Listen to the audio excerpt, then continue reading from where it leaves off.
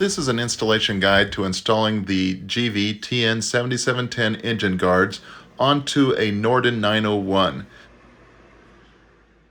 It's here. It's the engine guard for the KTM790 Adventure by GIVI. We're going to mount these up on the Norden 901. They're kind of going to go in here, up in this area. To get started, my suggestion is you read over these instructions very carefully. They're in multiple languages. I had a hard time even picking English out, which usually just says left side or right side. What I started to do was lay out all of the hardware and the crash bars in an orientation of where the bolts are going to go. That way it's pretty simple to understand. Like, there are 4 of these bolts here. It calls for a flat washer and a lock washer on each one. We know that's going to go into the end of the pipes. Over here on the right side, there is this longer of the two. There's a shorter one and a longer one. The longer one goes to the right side. You're going to have this shim that sounds like it pushes into the existing rubber on the motorcycle, and then you have this larger bushing. They're going to go up here with this attachment point. This is the bracket we're going to install first on the right front side of the skid plate. And it's going to attach here again with one of these bolts that has a flat washer and a lock washer. And that's what attaches into the end of the pipes. So I set all my hardware out like this. You'll notice that there's 4 of these screws. Those are going to go where that front skid plate is. There is a difference in shims. So there is a small shim and a slightly thicker shim. So when these turn upward, the smaller shim goes at the top and the thicker one goes at the bottom according to the instructions. So just lay all of your hardware out if you can. That way you know what's going where, and then you can try to make sense out of the instructions. At least that's my approach. There's also a YouTube video of installing this that takes about 30 seconds to watch. And once you've watched it, you'll think, what? Was that even similar to my bike? Because I couldn't tell what they did in that video. Okay, I'm starting with the right side of the bike. We're going to come to the front where this skid plate is and pull out these 2 bolts. This is to prep by mounting a bracket here. So for the first bracket that I'm going to install, we're going to take the bolt, which has the lock washer on it. It describes putting that in, and then behind that putting the flat washer and then the spacer. This is the lower one, so it's going to get the slightly thicker spacer. Then we're going to bring this in here, line it up with the lower hole, and thread in the bolt. Then we get the same hardware set up with the slightly thinner spacer, and we're going to put that in the top bolt hole. Start it in there and thread that in, and then we'll tighten it. So when you go to tighten this bracket in place, it is just an 8mm that you'll need socket.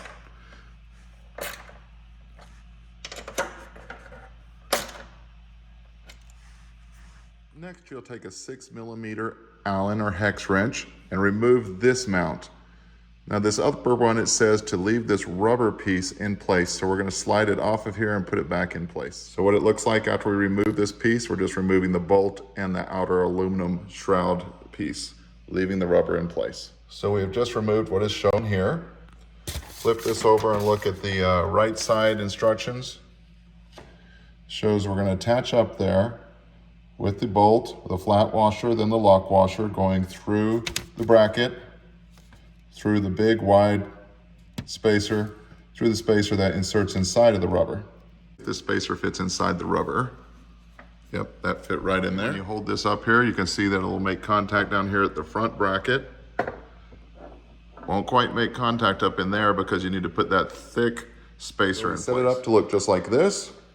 And then we're gonna come over here and put it into that hole. Okay, I got my bolt started up there. Next, we're gonna bring around one of the small bolts, and this is gonna go through the front bracket right into the end of this pipe. So the alignment wasn't perfect here between this bar and getting this bolt inserted. So I went back and loosened off this bracket a little bit so that I could get it started. Once you get it started, you can tighten it up some. We'll probably leave this all loose until we get all parts connected. So this front bolt right here is a 12mm.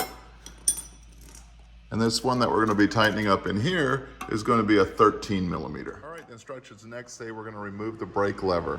That's this T45 bolt here. You're gonna need to hold the nut on the back side of it with a 13 millimeter, and we'll pull that out first.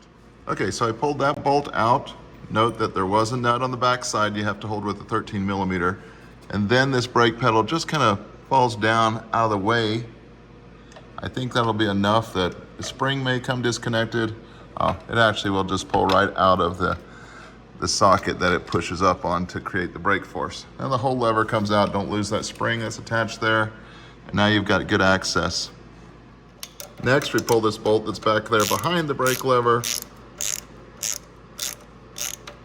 and we'll put in that bracket with the spacer, lining it up.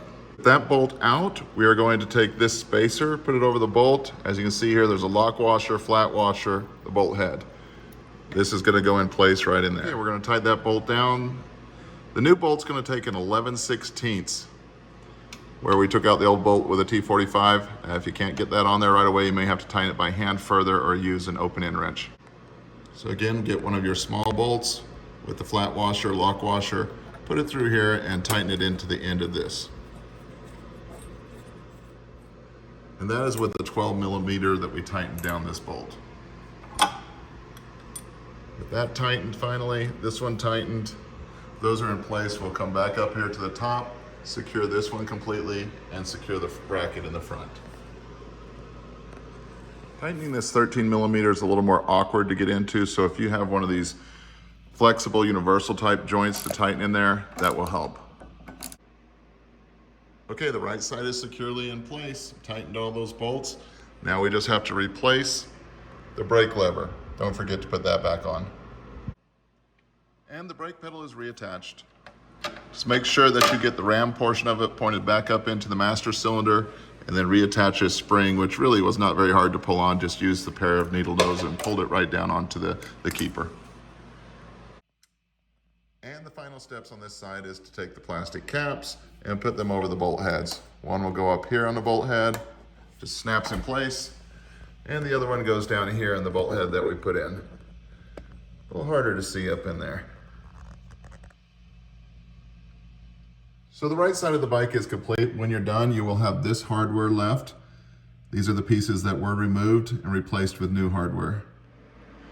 As we do the right side of the motorcycle, it says that the motorcycle needs to be upright and that the kickstand will have to be removed. So as you can see, I put the bike on a rear stand, getting the rear wheel off the ground, supporting it by the swing arm, and that will allow us to pull the bolts that we need to near the kickstand and mount in this right engine guard.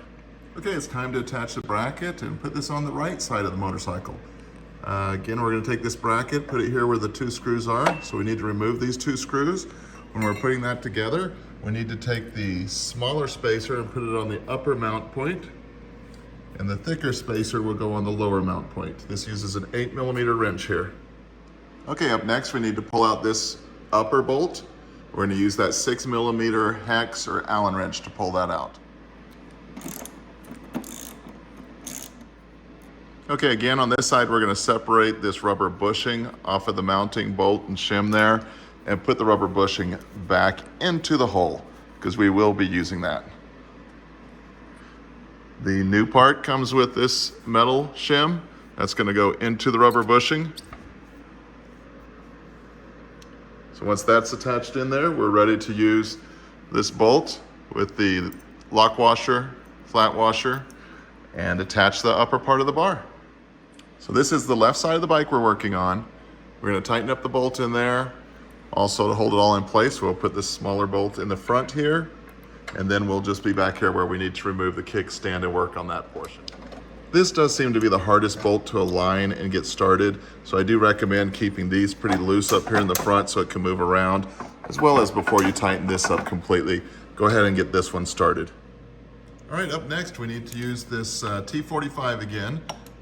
Right up here above the kickstand, side stand, is the bolt we're going to remove and replace with the bracket and a new bolt. Okay, I've pulled out the bolt that's just above the kickstand. This is the bolt I removed. The instructions say to remove this original equipment, number 24. There's only the bolt. I could not find any kind of additional washers or shims behind it. So we'll now install the new piece. This new piece is going to line up just like this, fit into that hole and get the new bolt with the flat washer and the lock washer. Put those into place and screw that together. Before completely tightening this bolt, go ahead and get this small bolt threaded into the crash bar. Takes a little pulling around to get the alignment just right. This is your 12 millimeter to tighten this small bolt. And finally, complete tightening the bolt that goes through the kickstand mount with your 11/16. Lastly, they provide a plastic nut bolt head cover to go over this and provide a complete look. All right, with these two front mounts, upper mount and the front mount attached, you just need to put the plastic bolt cover in there. After you're done, this is the hardware that you will have left over that you removed from the bike that's original hardware.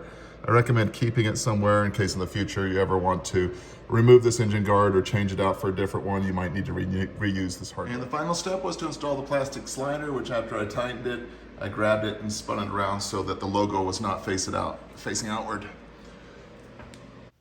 Thanks for watching my video. I hope you've enjoyed it, and I hope it's helpful if you decide to install these engine crash bars on your motorcycle. I think they look great. I think they're really going to protect the bike well. Please hit like and subscribe to my channel. You won't want to miss the next video, where we're going to test these engine guards and lay the bike down on its side.